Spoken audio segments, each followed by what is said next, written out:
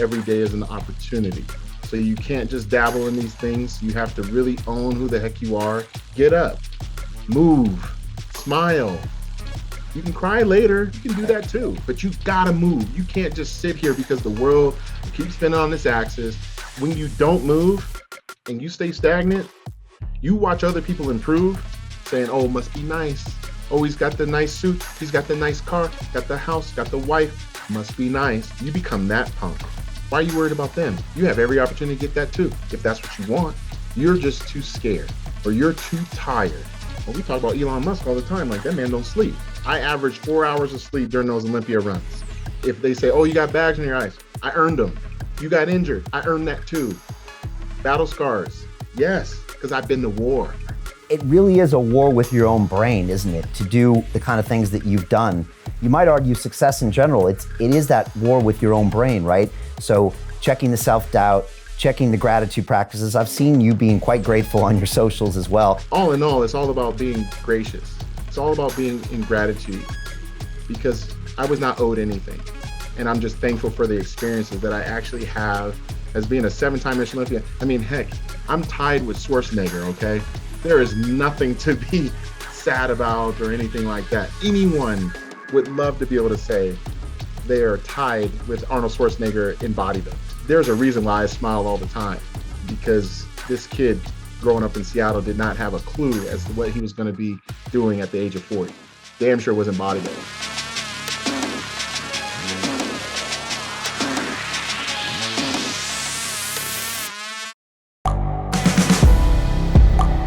The world is changing. Inspiration is everywhere. It has never been so easy to connect, share, and bring people together. We're learning from others and finding the best in ourselves. Challenging our beliefs. Sharing our vulnerability. Overcoming our fears. Transforming ourselves so we can transform the world. How far can we go? This is London Real. I am Brian Rose. My guest today is...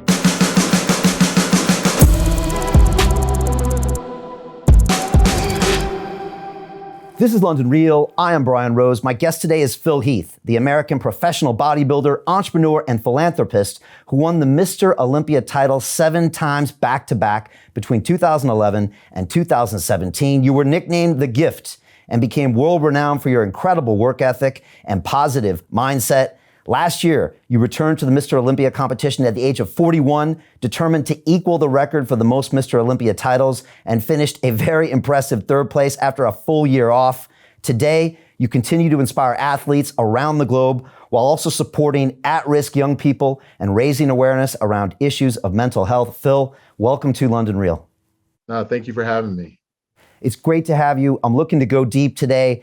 And I was reading some quotes of yours recently, and I wanted to quote them back to you because they were powerful. You once said, quote, "There's no secret to greatness. What separates the good from the great is the very rare trait of not being satisfied with good." You went on to say, if you want the victory, then be prepared for the fight.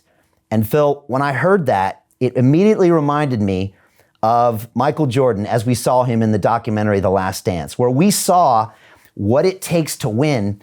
And it ain't always pretty what it takes to win. And I was wondering, from a guy who's been at the top, who changed the game, who brought real professionalism to the sport, can you tell us, what does it actually take to win? A lot of faith in yourself. Just understanding that every day is an opportunity that must be seized with massive action. So you can't just dabble in these things. You have to really own who the heck you are. But to be honest, you truly have to figure out what your current habits are, because I think a lot of people talk about their goals, but they're not assessing their current habits, because those same habits are going to yield either positive or negative results. So for me, it was always okay, when I won my first amateur competition, I'm thinking, okay, what were my current habits? Although I won, how can I improve on that? And over the course of a 15 plus year career, I was able to garner 7 Olympia titles. Um, but overall, it was more about taking each moment, each day, and breaking things down, even to the minute, of why I do what I do, and understanding that if some things don't work, I actually have the answer as to how to pivot. But when we always talk about pivoting, sometimes we pivot into a negative direction because we're just trying to avoid what's really in front of us, which is the hard work. Maybe I need to pivot and face my own fears, face myself, face the criticism, take it and produce more knowledge and education about who I am, more emotional intelligence, and just go for it. I mean, it really is a war with your own brain, isn't it? To do the kind of things that you've done. You might argue success in general, it is that war with your own brain, right? So checking the self-doubt, checking the gratitude practices. I've seen you being quite grateful on your socials as well. I mean, is that the ultimate lesson to people listening, that you've got to master your own mind? Yeah, and it's not static, it's very dynamic, right? Like life is ever changing. So, the way I thought maybe as a 15-year-old kid, it's nowhere near my process as a 41-year-old adult. And that comes with, experiencing life.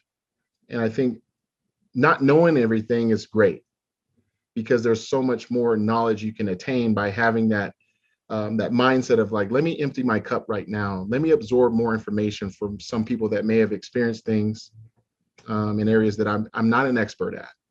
Always having a willingness to learn and knowing that my job is just not finished yet. There's so much more that I have to offer, and that's the cool part of having that uncertainty of like where my life may go. Because when I was growing up in Seattle, Washington, wanting to be a NBA player at 5'9", I was able to realize, okay, there's some steps that I have to take just to get a college scholarship. I was able to do that. And during college, I did not think that I was going to be a professional bodybuilder. Okay. I was going to school for business and computer science, and I switched over to IT. And lo and behold, basketball at the collegiate level just did not transpire into the professional career that I dreamt of. But I was able to pivot in the right direction, taking all of those lessons. Those losses became better lessons for me, and understanding that, wow, I can make this applicable in other areas. So when bodybuilding came into my life, I realized, wow, I already have a lot of tools that some people may not, which is being a self-starter. I grew up as an only child, so I always had to get myself up for school. My mom and dad, they worked full time, so there was no one but just me sometimes getting myself up. So being a self-starter, understanding that, I have to be willing to do the work where there's someone watching or no one watching. And, over that course of time, and just realizing like, wow, becoming a bodybuilder, it was like I was in that perfect fit to exude every attribute that I had growing up. And I did not get there without taking those Y's in the road. Not all were pretty, but understanding that it was all about putting myself in the best position to succeed. And that's something I preach about nonstop. And that's why I'm in full gratitude, because I did not wake up. I did not come into this world, with everything handed to me. I had to work for everything, just like everybody else. But realizing that even me placing third at that last year's Olympia, I wasn't upset. I was disappointed in my performance because I felt that I didn't peak. And that's just being an athlete. That's just being honest. But I was able to look at everyone in that audience and just be like, wow, they're able to see me after 2.5 years of just inactivity, 2 surgeries, this and that. How about I just absorb this moment? These people are kind of in shock at the same time because they're like, well, we're not used to seeing Phil lose. How they saw me, I hope, was them seeing me a man that is confident in his abilities, gracious for what he accomplished. They saw me hug on the other guys, congratulate them, raise their hands up, because that's what this is about. You have your time and someone else may have their time, and you congratulate them. And I can move on and try to figure out my next, 5 chess moves. But all in all, it's all about being gracious. It's all about being in gratitude, because I was not owed anything. And I'm just thankful for the experiences that I actually have as being a 7-time Michelin Olympian. I mean, heck, I'm tied with Schwarzenegger, okay? There is nothing to be sad about or anything like that. Anyone would love to be able to say they are tied with Arnold Schwarzenegger in bodybuilding that lifts weights, no question about it. So there's a reason why I smile all the time, because this kid growing up in Seattle did not have a clue as to what he was going to be doing at the age of 40. Damn sure it wasn't bodybuilding. I mean, Phil, in some ways, do you think in 2020 that there were members in the audience that had more respect for what you did then than, say, the win in 2016 or 15? Because you saw a man come back, put himself on the line, knowing that nothing was guaranteed on that stage, knowing that you'd be criticized and under the microscope. I mean, I know if I'd have been in the audience, I probably would have given you more respect for that. I had Ice-T, the rapper, on before, and he said, Brian, it's not about the come up, it's about the come back. That's when we see what you're made of. Anybody can string together some wins, but can you come back from a hard time? So did you feel that there was maybe a different level of respect from people? Online for sure. While up on stage, I wasn't quite sure how to process that. I think for me, it was more of an attitude check, because I had to exude a certain level of professionalism. And I wanted to shock everybody, of letting them know that, don't worry, I'm okay, because I didn't do this show specifically just to win.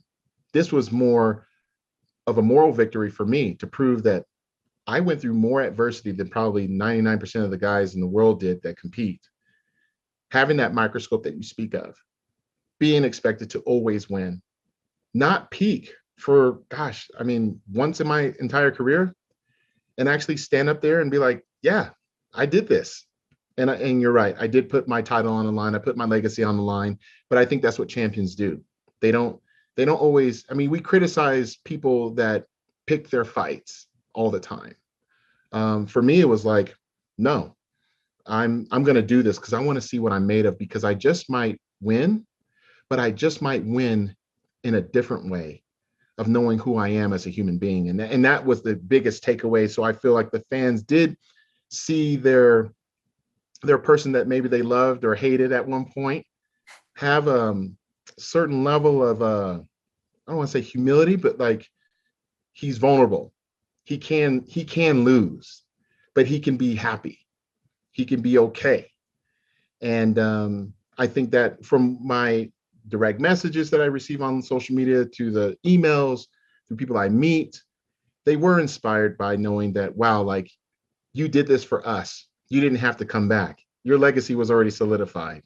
But I do understand where you're coming from, because in 2015, 2016, people are just so used to you winning, they want to see somebody else. So they may, not be as impressed, or, they're just like, whatever. But that 2020 will always be a defining moment in my career and in my life.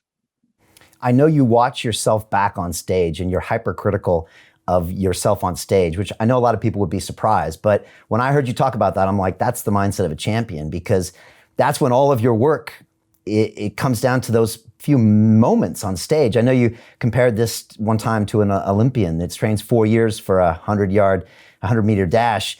And so you look at your body language. I know you one time said you could see that you kind of exhaled when you got the result one time as a relief, but that's not what a champion should do.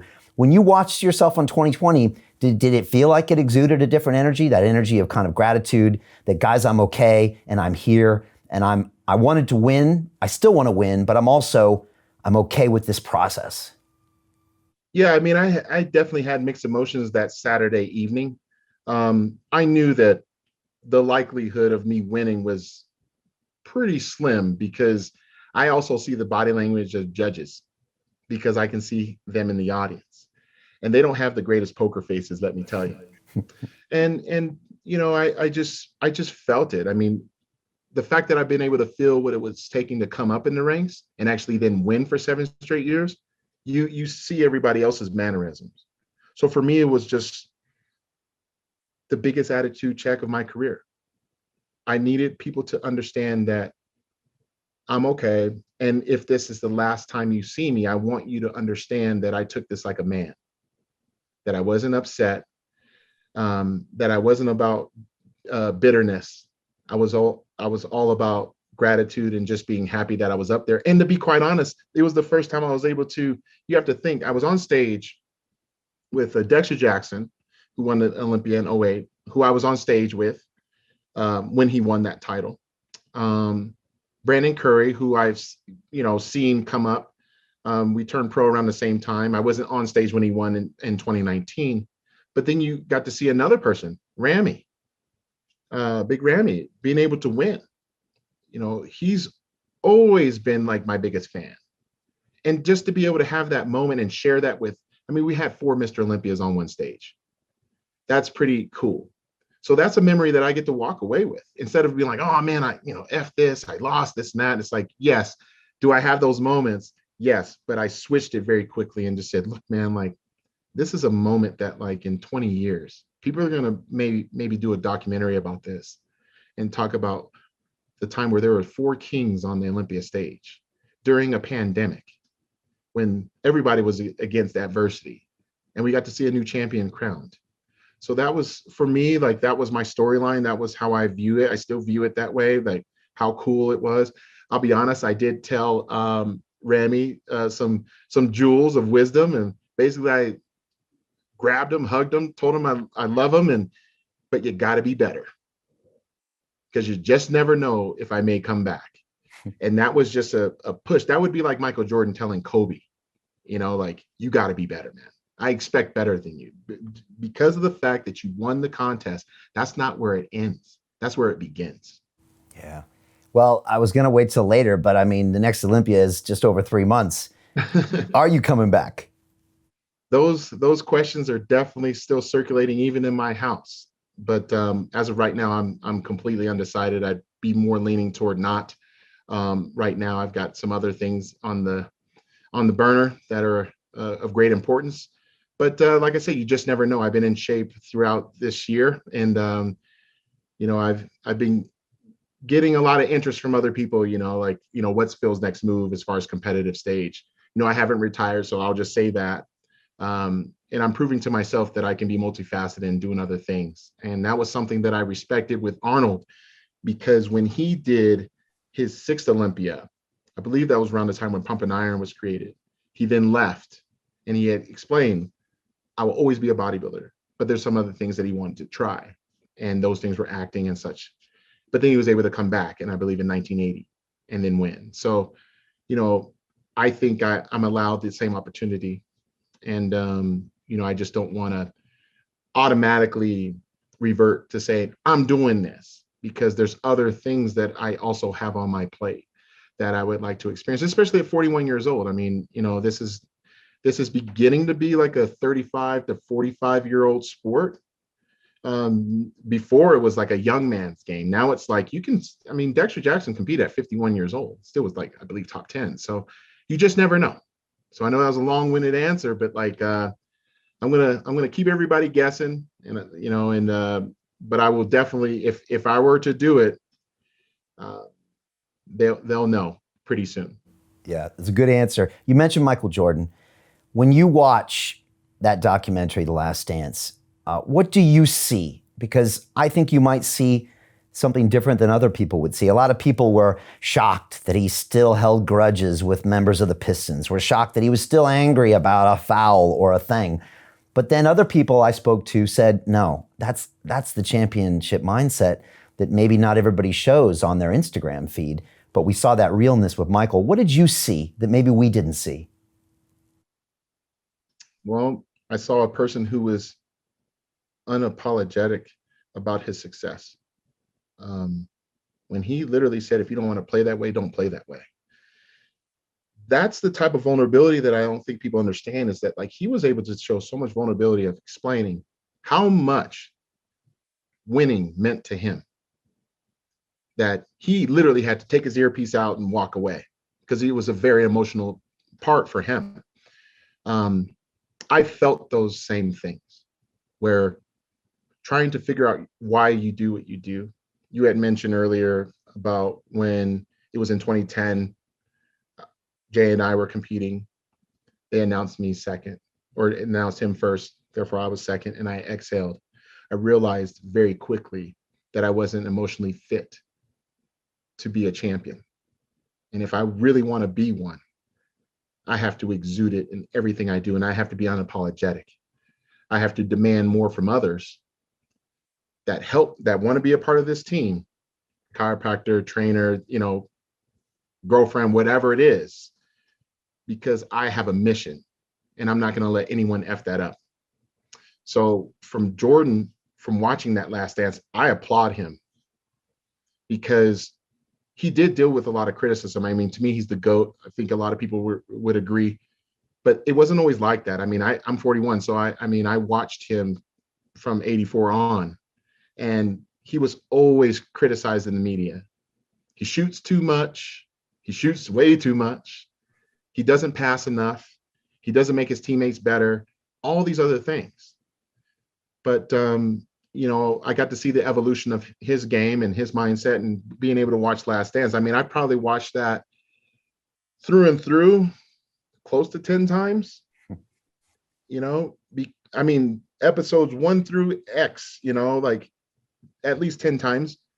And it's because of the fact that I'll be honest, I truly respect those people who have gone through it and expect greatness out of themselves, and therefore they want it he wanted it for everyone else. He just had a different way of speaking about it.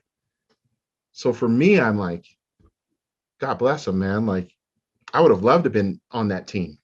I would have loved to have someone, push me like that. Because I would have stood there and said, this is the guy that's going to take me to the promised land. I just got to play my role, and I better show up every freaking day like a beast. Because if, God forbid, something happens to him, I got to show up and be that lion. So, like I said, in that documentary, it was incredible. Like his mindset, his ability to know, like, Scottie Pippen's injured and I got to take this game over. I don't like it. And that was the cool part. He said, I don't like it, but it's what has to be done. And I think that's being real. There's a lot of leg workouts that I don't like. There's a lot of meals and cardio that I don't like. Even some appearances that I may not want to do, but I got to do it. That's what being a professional is at the highest level. And you do it with a smile on your face because you are still in gratitude. You just know that at that given moment, you're like, damn, it would be nice to have a little bit of help, but you know what? I got this. I know who the hell I am. I can make this happen. How powerful is that guy? Yeah, it's powerful. I mean, that moment you're talking about was the best moment of the series. It's when he gets so emotional because, like you said, he said, if you're not prepared to play the level at that game, then don't. And I've had a couple mentors over the years, Phil, and they demand the most from me. And even when I do something incredible, they say, you could be 1,000 times better. And people look at them and they say, oh, they're mean, they're nasty, they're demanding, they don't understand what life is about. But the way Jordan does and the way some of my mentors do, for them, it's the essence of being human. It's the ultimate gratitude by being the best you can be at something, even if it seems obsessive, but it's almost honoring this life we were given on this planet. And so when I hear Michael talk about it, he's like, it's my duty to be the greatest possible. And it's your duty too, if you want to be anywhere near me. And I don't apologize for that. And that is maybe the essence of what it means to be human. That's the way I see it. But I know a lot of people who maybe have never been around someone like that or haven't pushed themselves to those high performance lengths will look at that and just say, oh, he's obsessed and he clearly doesn't have his priorities down. And I'm sure they said things like that about you, but he was 100%. No, that's what the gift actually means. My nickname, that means it's not just a gift from God that I got these talents. It's able to figure out what your niche is in life and run with it. Run like hell with it. Be passionate about it. Know that the negative noise will come. But if you can stay focused and just put everything into it and be obsessed, you should be obsessed with that gift. Picasso should be obsessed with his gift, right? Michael Jordan, Usain Bolt, Michael Phelps slapping the water. He was obsessed. You knew he was possessed. But what did he do with it? Did some incredible stuff with it. I think if everybody figured out what they're great at, I don't care what it is, and really gave a damn about their success every single day, we'd see some triumphant moments, especially during this time, during post COVID, whatever you want to call it, that there would be some amazing documentaries. I'm expecting to see some really huge triumphant moments in our human existence, because there are those people out there and they have the ability. They just need to maybe hear it from someone like myself, or the exchange that we're having, to know that they're not alone. But you got to start. You got to start using that gift. You got to give a damn about it. You can't just talk about it. You got to put foot to that ass and go. And you have to do it.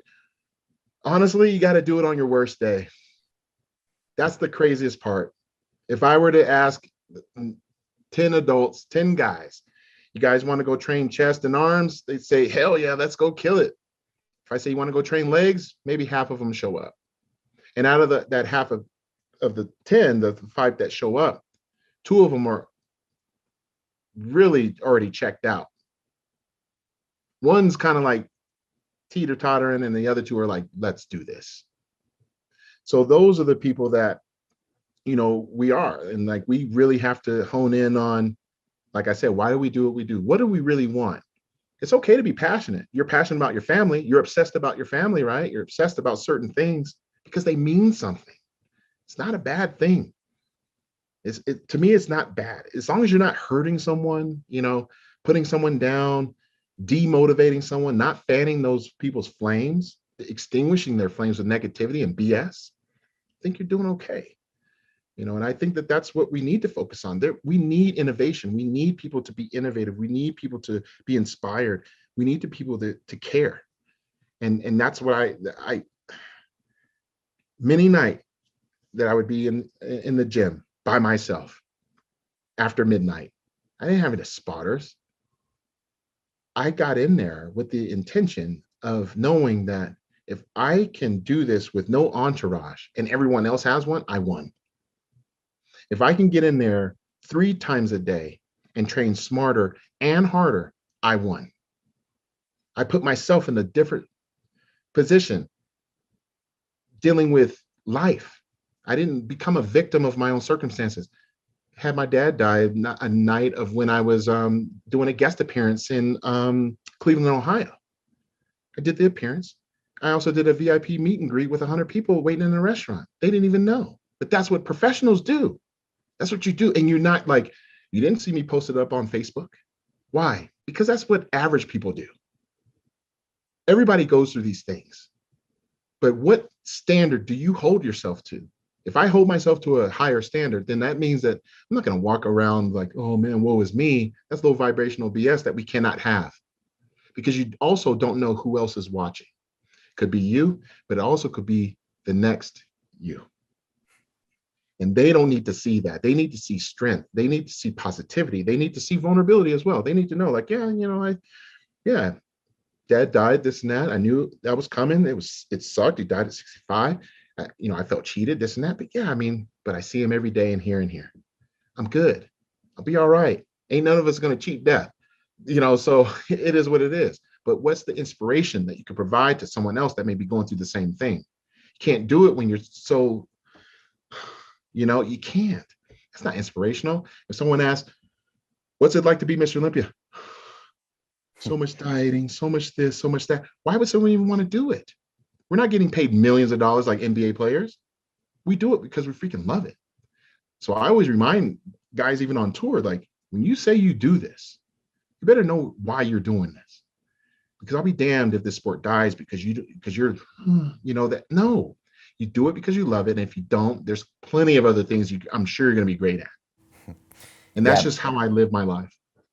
Yeah, I think the definition of a professional is someone who makes it look easy. That's what I always aspire to, and I always tell my team, like, they make it look easy to where you fool everybody to thinking it is easy, but then the other pros know it's not, and they're looking at you like, okay, I know that's like the tip of the iceberg, right? There's 90-some% under the water that they don't see. And it's like they see you once a year, Mr. Olympia, bam, bam, bam. Oh, the big smile, looks amazing. And then they just assume the rest of the year is fraught with some workouts and some dieting.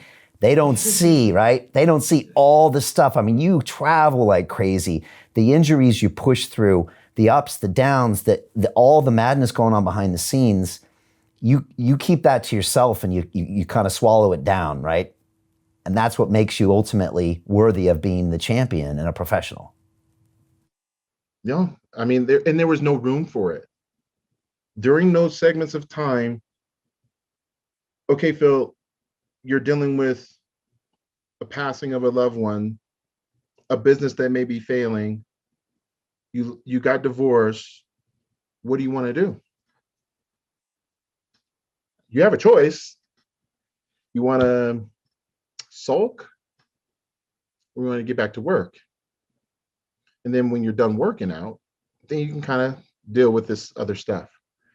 But if that becomes so much of a distraction to your goal, I don't know if you really signed up for it. You might have signed up for it in pencil. Yeah. I signed up for it in blood. There's a difference. And if I do that, that means that hella high water, I'm getting it done. Because I have to assume, look, I was told this by a coach. Gosh, I must have been like 8, 9 years old. And he said, if someone told you 80% of your life would be pretty darn good, wouldn't you be happy about that? And we're all like, yeah. We're all kids at camp. Yeah, of course. 80%. Yeah.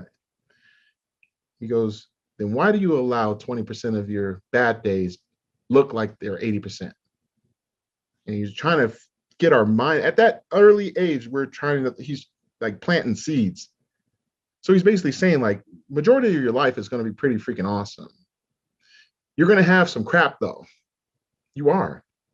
But overall, 80% is probably going to be bliss. It's going to be okay. It's going to be all right. 20% of it is going to be like effed up, but that's also an experience.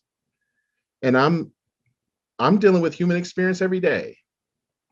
I'm not exempt from my businesses getting their ass beat in COVID and stuff. I do traveling every weekend.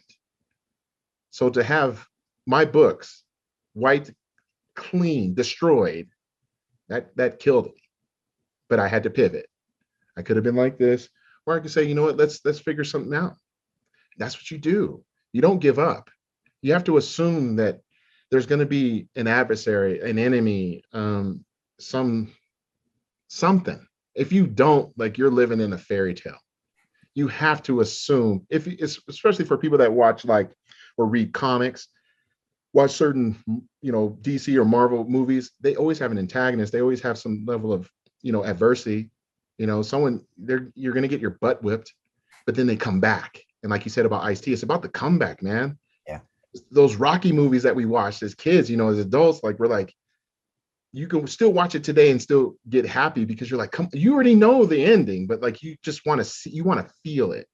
And I think every day we have that opportunity to figure out what drives us, change our habits, acknowledge our losses as lessons, and have the courage. Got to have the courage to get back up and get after it again. Yeah, I think it's that Joseph Conrad hero's journey that I think it's part of human DNA. We connect to the hero's journey because we want to see the comeback, like Ice-T said. The come up, it's not as interesting. The comeback is something we can all relate to. We've all been there. It's the cycle of life. But framing it that way is so important, especially for the kids. And, it reminded me of another line in the series The Last Dance with Dennis Rodman was in the locker room and he said, they don't pay me to play basketball. He said, that's easy. He said, they pay me for all the stuff that happens outside of the court. That's why they pay me, right? All the distractions, all the dramas, all the problems. And you could see him fighting his demons. And at that level, your demons come to see you, right, Phil? And I'm sure they came to see you. You don't have to make an appointment. When you're up there on the stage and at the highest level, they come find you, right? Like in the Matrix. And so it is like a Marvel comic. As a matter of fact, if you're not seeing those, you're probably not being who you should be. You're probably not really going for it because you got to fight those things every day. And then even when you get off stage, you get them in all sorts of other ways. And I think you even once said, if you want something you never had before, you got to be willing to do something you've never done before. So it sounds like you're still in that learning mindset, that growth mindset where you're like, okay, this is a new problem. I guess I got to figure this out. It's more armor. It's more armor that you get to take with you to battle. So I could be as corny as to talk about like a, like a old Nintendo game with freaking Legend of Zelda. The first thing you start off with is just a wooden freaking sword, a wooden sword. After a while, you get ones that are made out of different materials. Next thing you know, you got one that shoots fire and all those other lasers and stuff. But you started off with nothing. You had to know what it felt like to have nothing, and you build, but you earn, you build, you earn, you build. And then once you get all this armor, you gotta slay that dragon at the end of the game. You're like, man, but I did all this other cool stuff. Yeah, but now you got to use it. So all these lessons in life, all these whys in the road, and all these things, you started developing armor for the next battle. And what people don't realize is that they already have the armor. They just haven't recognized it and want to use it. When the people who use it, they're the ones that are having books written about them, monuments built. Those are the ones. I was never the person that wanted to just beat the game. I wanted to get the highest score. And that's why I'm still eager to learn new things. And it doesn't mean that I don't get knocked down. It doesn't mean that I don't have my own habits that need to be corrected. But that's the beauty of it, is that I have an opportunity. I have a choice. But I know that even leading into, this next phase of my life, I say I'm on the back nine of the golf course. Ever since I turned 40, I was like, I'm on the back nine now, right? I get to take everything I've learned throughout those first 40 years into the next 40 plus. I think I'm going to be all right, because I've experienced quite a bit of stuff. And it has nothing to do, I'm not comparing myself to anyone else. But I'm saying for me, something bad happens in business, I should know better. Something bad happens in bodybuilding, I should know better. Something happens in a relationship, I should know better. I have the armor.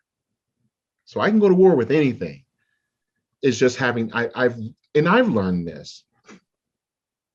Even with my fiance, she's said, you already have it. You have the it. You're just not using it right now. You're being low vibrational. You're not doing, like, you're being a puss. She's Italian. She can talk crazy to me and stuff. But seriously, but sometimes, you're like, man, like, I just want to break. I want to break from the noise. I want to break from the life. No, you don't. No, you don't. You want to go back?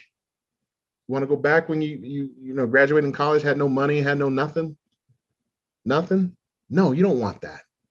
You're just a little, you may be fatigued, but you got to switch it. And you got to switch your mindset first. And you got to maybe then show some gratitude and say, I've experienced quite a bit of stuff. I've earned a lot. I'm thankful. Why not go further? I'm not finished. Get up, move, smile. You can cry later. You can cry in the car. You know what I mean? Like, you can do that too, but you got to move. You can't just sit here, because the world will keep spinning on this axis.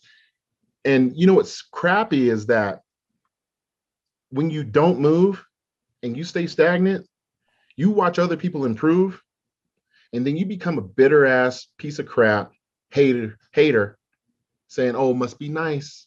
Oh, he's got the nice suit. He's got the nice car, got the house, got the wife. Must be nice. You become that punk. Why are you worried about them? You have every opportunity to get that too, if that's what you want. You're just too scared, or you're too tired. Well, we talk about Elon Musk all the time. Like, that man don't sleep. If you want it bad enough, you will. I averaged 4 hours of sleep during those Olympia runs. It was, if they say, oh, you got bags in your eyes, I earned them. You got injured, I earned that too. Battle scars, yes, because I've been to war. And I think that's what some people are afraid to do. You're gonna get hit. You're gonna get beat down. You're gonna have a scar. It has to happen. But it also tells a story. It tells a story about how you created some triumphant moments for yourself, how you developed some more self-esteem, some self-confidence, some self-awareness, so that now like you can help somebody else, because that's what the true gift is in life, is to be able to take your own personal experiences and be able to share them with other people who you may not even come in contact with. Yeah. And God willing that they actually take it and they run like hell with it too. How about that? If we could actually do stuff like that for other people, that's what social media was supposed to be, right? Yeah. Instead of all the negative crap, we could inspire other people. So that's really how my mind, especially right now in 2021, works. Some big lessons there. It took me 40 years to figure out that the reason I was here is to be of service. My young punk mind didn't get that. I thought it was all about me. And I got paid well for that mindset in depression, addiction, and loneliness. And then when I finally figured it out, the game, I thought, oh, wow, the more you give, the more you get. And so that's such a crucial point. And also what you said, find your niche and be the best at it. I mean, Phil, imagine if you walked out on the street and you had the best bus driver in the world, the best barista, the best policeman, the best bodybuilder, the best broadcaster. Imagine if everybody was like 100x their game. This world would, it would literally, we wouldn't even be able to recognize it. And so imagine if we could empower people to do that. And like you said, that's what social media was built for. You said a lot of times we want to break from the noise. And I like how you said that. But you think you want to break from the noise. But what you need is maybe to take a breath, and then you need to go back actually deeper into the noise, because we all think we need a break. But like you said, it's actually not what you want, because then you check out, the world goes by, and you become the bitter one. What you have to do is you got to double and triple down on that noise and get back in there. And like you said, take those hits, build that armor. And sometimes you need someone like you to remind you of that, because the rest of the world's telling you to take a break, enjoy being the victim. That's a big thing these days. But that's the worst thing that can happen. No, right? it's being sold every moment. I know. That's why they need, I was about to say, grumpy old men like us talking about it. You're not that old. Let's talk about social media, because it's interesting, because when you started back in 2011, I mean, Instagram didn't exist at that point.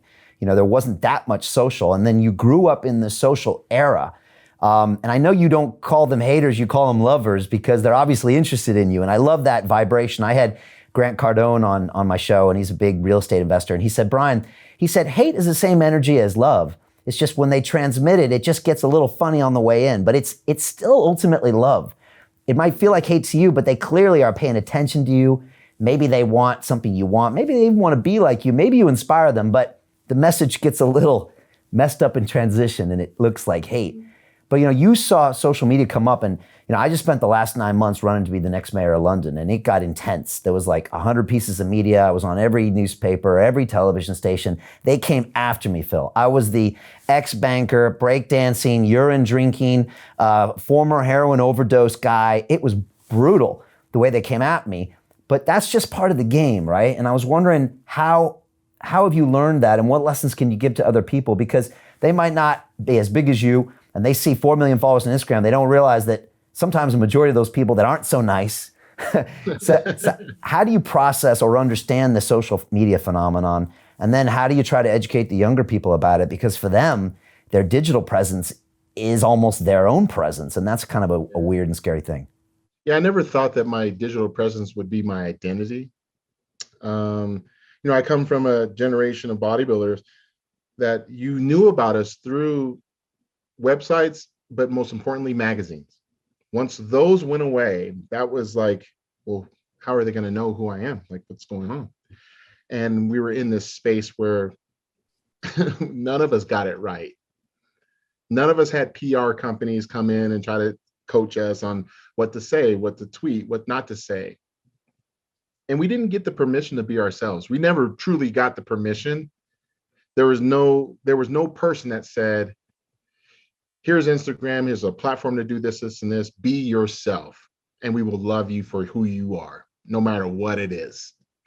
No, you started seeing a lot of people take advantage of one another, people being disingenuous, nonstop, photoshopping images of themselves. To continue watching the rest of the episode for free, visit our website londonreal.tv or click the link in the description below.